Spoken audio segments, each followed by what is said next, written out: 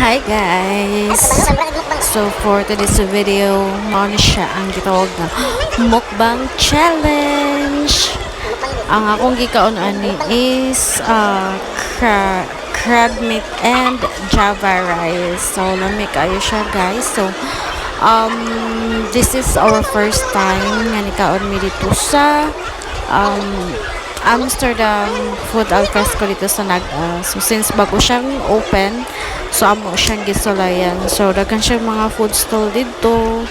So ang akong napilian is kani ang akong kanon. So ang kangjong is sisig sa ha. So while nagkani siya nga time is naginahinin ako kaon ani kay nagulat pa siya sa iyang order do kay pa man kayo. So niyon ako kaon and then nami kayo ko kaon feel kayo na ko ang pagkaon sa akong gi-order nga crab meat kay lami. So since talag sa ta mo kakaunan ni so atong sulayan kan siya kay ang gisudlan niya is ang dahon sa saging. So makahinumdum ko when I was still elementary, when nanadap ako dito sa Bohol, nag-eskwela pa ko kay uso ni siya na dito kaning ang sulanan sa bawon kong eskwela ka is dahon sa saging. So humot kayo ang imong pagkaon niya labi na imong sulan is buwad. So nag-open mo niya sus manimaho niya ang imong kanon nga mais or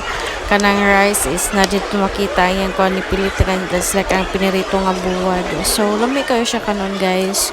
So kanimo ko ani nga dito way back school days, so school girl pa ko.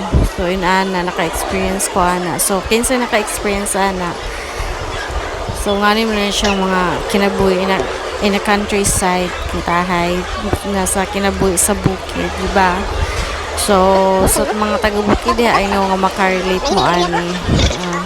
So di ba sino kaayo kurot? Oh, tilapan pa ang kamot. Di ba? So lami kayo siya guys. Ang isa mo pa ni pagsuguro kaon. Yan na sa dagway ang atong ipakita. So yun siya nilami daw ko no ang sisig, dami daw ko no ang atay. Gisago yan. So thank you for watching.